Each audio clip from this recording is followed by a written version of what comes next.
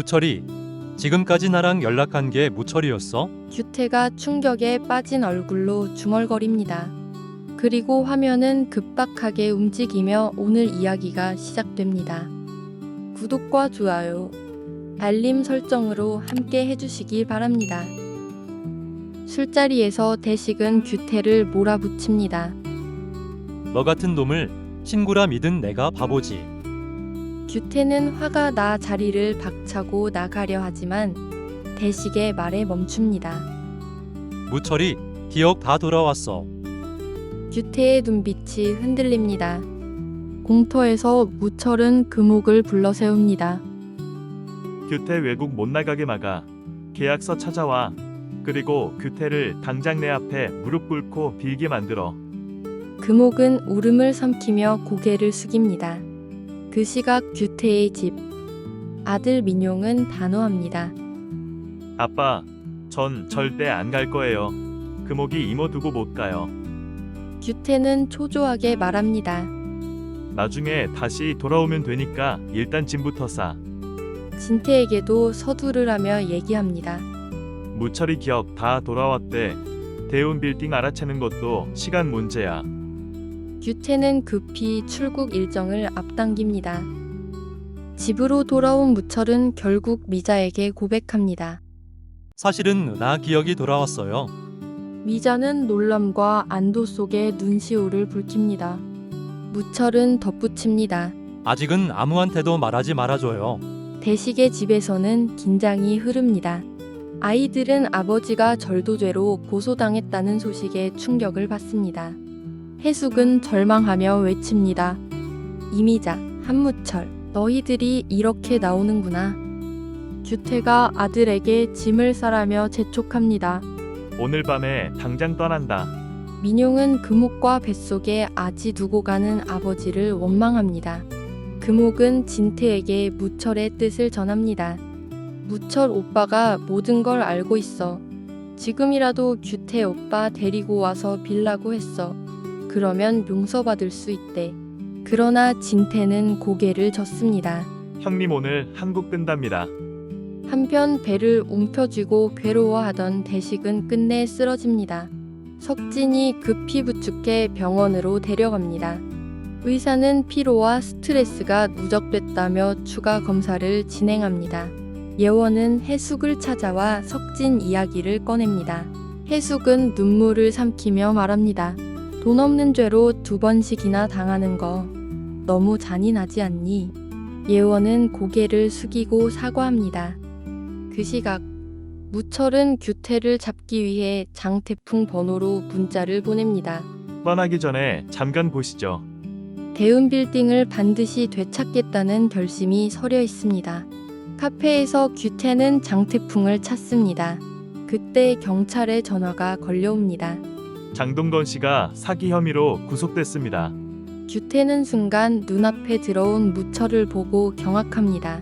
무철이, 지금까지 나랑 연락한 게 무철이었어? 규태는 황급히 몸을 숨기고 카페를 빠져나갑니다. 뒤늦게 눈치챈 무철이 뒤를 쫓지만 규태는 이미 사라진 후입니다. 이어지는 100회 예상 줄거리입니다. 예원의 말을 들은 해숙은 깊은 한숨을 내쉽니다. 그 길로 석진을 찾아갑니다. 너 회사 그만뒀다면서? 너 정말 후회 안 할 자신 있어? 해숙의 눈빛에는 걱정이 가득합니다. 마침 서우가 그 말을 듣고 놀랍니다. 뭐? 석진 오빠가 회사를 그만둬? 나 때문에 모든 걸 포기한 거야. 서우는 죄책감에 눈물이 차오릅니다. 집에 돌아온 서우는 스스로를 탓합니다. 내가 60만 부리지 않았더라면. 침대에 앉아 머리를 감싸줍니다. 다음 날 서우는 석진을 불러냅니다. 오빠, 설마 아 때문에 회사 그만둔 거예요? 왜 그랬어요? 석진은 잠시 망설이다 대답합니다. 그런 거 아니야. 그냥 내 힘으로 다시 시작하고 싶어서 그런 거야. 그러나 서우의 마음은 무겁습니다. 내가 오빠를 더 힘들게만 만드는구나. 그 시각 경찰 조사실. 무철이 추가 조사를 받고 있습니다. 장태풍의 말에 경찰은 계좌를 추적해 무철이 연루된 사실을 알게 된 겁니다. 수사관은 차갑게 묻습니다. 장동건 씨 계좌의 돈은 왜 건드린 겁니까? 무철은 차분히 입을 엽니다. 제가 사고를 당해 기억을 잃은 사이 장태풍과 최규태 둘이서 짜고 제 재산을 빼돌렸습니다. 그래서 도로 돌려받은 것뿐입니다. 경찰은 의심스러운 시선으로 메모를 이어갑니다. 그 말이 사실인지는 최규태 씨를 불러 조사해보면 알겠네요. 잠시 후 구치소 면회실. 규태가 불안한 눈빛으로 장태풍 앞에 앉습니다. 장 대표님, 어떻게 된 거예요? 핸드폰을 왜 무철이가 가지고 있어요? 장태풍은 쓰디쓴 웃음을 짓습니다. 한무철이 다 알아냈어요. 나도 한무철이 판함정에 빠진 거예요. 규태는 얼굴이 굳습니다.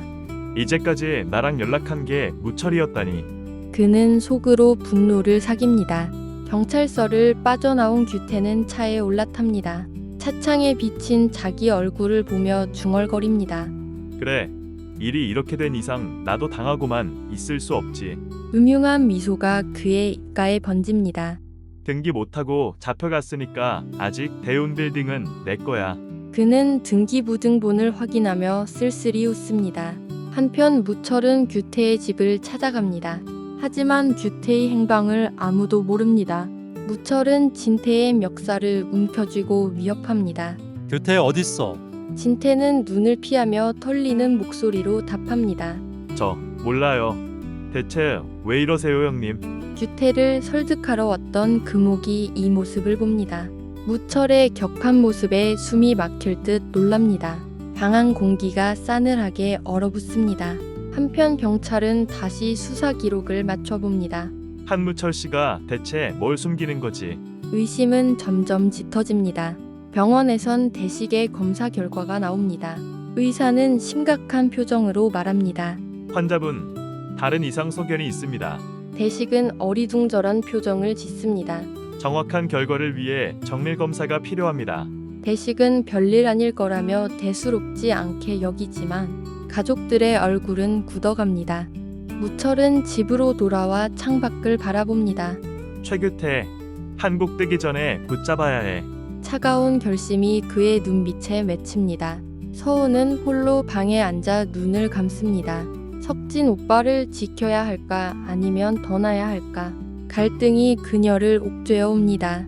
경찰은 다시 무철을 소환합니다. 추가 조사에 응해주셔야 합니다.